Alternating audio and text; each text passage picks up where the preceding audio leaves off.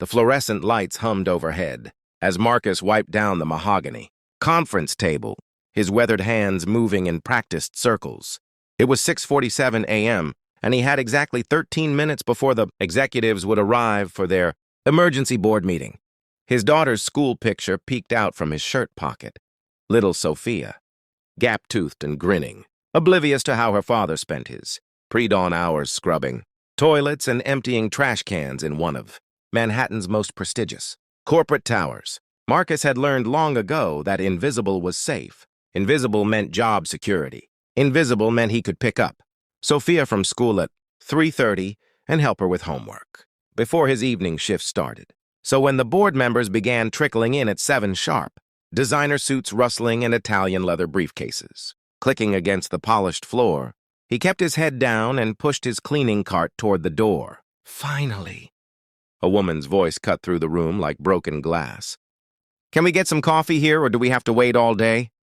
Marcus turned, recognizing Vivian Hartley, the company's chief operating officer. Her blonde bob was so sharp it could cut paper, and her expression suggested she'd never smiled in her life. He nodded quietly and moved toward the coffee station in the corner. "Does he even understand English?" Another voice chimed in. "Brett something?" The marketing VP, who always left his coffee cups growing mold on various surfaces. "Hey, amigo, café?" "Coffee? You comprende?" A few scattered chuckles rippled through the gathering executives. Marcus's jaw tightened, imperceptibly, but he continued. Preparing the coffee, measuring grounds with steady hands. Sophia's voice echoed in his. "Mine from that morning, Papa Mrs. Chen says I'm the best reader in class. I can read in English and Spanish now." He'd been so proud he'd nearly cried into his oatmeal. "I apologize for being late," a breathless voice announced as the CEO. James Morrison rushed through the door. Traffic was. He stopped. Noticing Marcus, "Oh, Marcus, thank you for setting up. You can stay, actually. We might need coffee refills, and I'd rather not interrupt the meeting." Vivian's perfectly microbladed eyebrows shot up James. "This is a closed-door meeting. Highly confidential. We're discussing the Indonesian merger, remember?" "Hes fine," James said dismissively, settling into his chair. It's not like he's going to understand corporate strategy." Marcus positioned himself by the coffee station, arms folded ease on the middle distance. It was a pose he'd perfected over 3 years of janitorial work present, but not there. The meeting began and earnest spreadsheets were projected onto the massive screen. Numbers danced across columns. Vivian led the presentation on their planned acquisition of a manufacturing company in Jakarta, her voice dripping with confidence about the untapped potential and cheap labor force. But within 20 minutes, cracks began showing in her armor. "The Indonesian team sent over these documents," Brett said, confusion wrinkling his forehead. "But they're mostly in Bahasa. Didn't anyone think to request English translations?" "I specifically asked for English versions," Vivian snapped. "This is incompetence on their part. We have the meeting with their board tomorrow." Another executive interjected nervously. "How are we supposed to negotiate when we can't even read their terms?" "Google Translate?" someone suggested weakly. "For a $100 million merger?" Vivian's voice could have frozen nitrogen. "Are you joking?" The room descended into chaos. People talked over each other. Someone suggested flying in a translator overnight. Someone else mentioned postponing, which sparked outrage. James rubbed his temples, his face growing redder by the minute. Then Marcus spoke. "Perusahaan mereka menawarkan bagi hasil, bukan penjualan langsung." The room fell silent as if someone had hit a mute button. 15 pairs of eyes swiveled toward the corner where Marcus stood. "What did you just say?" James asked slowly. Marcus met his gaze calmly. "Their company is offering a revenue share, not a direct sale. It's outlined in Section 3 of the proposal. You're misreading their intention entirely." Vivian's mouth opened and closed like a fish. "You speak Indonesian?" "Bahasa Indonesia, yes," Marcus confirmed. "Also Spanish, French, Mandarin, Portuguese, and Arabic. English makes 6. The silence was so profound that Marcus could hear the coffee maker gurgling in the background. Brett's face had gone pale. "You understood everything we said about you?" "Yes." Marcus's voice remained even, professional. "The amigo comments. The assumptions about my intelligence. All of it." James leaned forward, his earlier dismissiveness evaporating. "Marcus, I had no idea. Why are you working as a janitor?" Marcus finished because I have a 7-year-old daughter who needs me at 3:30 every day. Because night shifts are flexible. Because I lost my wife 2 years ago and Sophia lost her mother and no corporate.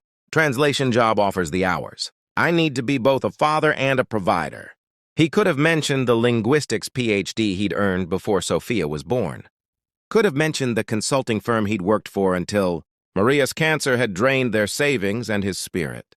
Could have mentioned how he'd chosen this job, deliberately because it let him be present for the little girl, who'd already lost too much. But he didn't need to justify himself to these people. The Indonesian proposal, James said urgently, pivoting, "Can you help us understand it?" Marcus looked at the expectant faces around the table. Part of him wanted to walk out, to let them flounder in their own prejudice. But another part, the part that had raised him to be better than his circumstances, the part he was trying to instill in. Sophia knew that bitterness was a poison you drank yourself. "I can help," he said finally, "but I have conditions." Vivian bristled. "Conditions?" "I need to leave by 3 o'clock today. Every day, non-negotiable, and I'd like a contract that pays fairly for translation. Services, not minimum wage, with a corporate title slapped on top." James didn't hesitate. "Done. What else?" "Respect," Marcus said quietly.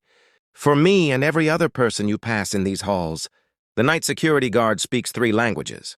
The woman who cleans your office is studying for her nursing degree. We're not invisible. We're not less than... We're just trying to survive and build better lives for our families." The room remained silent. But it was a different kind of silence now, heavy with shame, with recognition, with the uncomfortable weight of revealed prejudice. Marcus spent the next 4 hours walking them through the Indonesian documents, identifying not just translation errors, but cultural nuances that would have torpedoed the entire negotiation.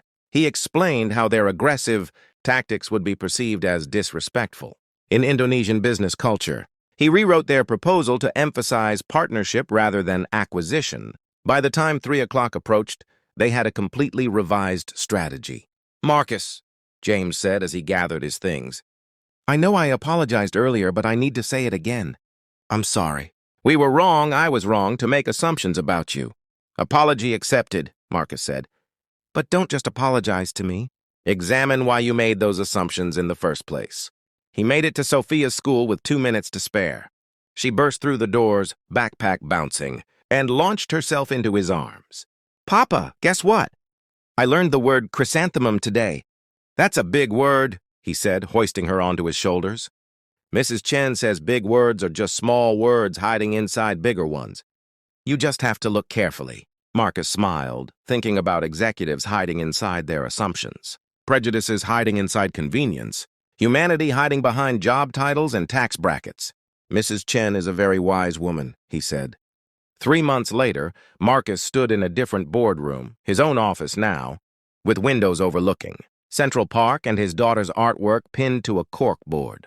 He was Vice President of International Relations, leading a team of translators and cultural consultants. The Indonesian merger had succeeded beyond projections, and the company had launched an initiative to promote from within, recognizing untapped talent among their support staff. But his favorite moment of every day remained unchanged.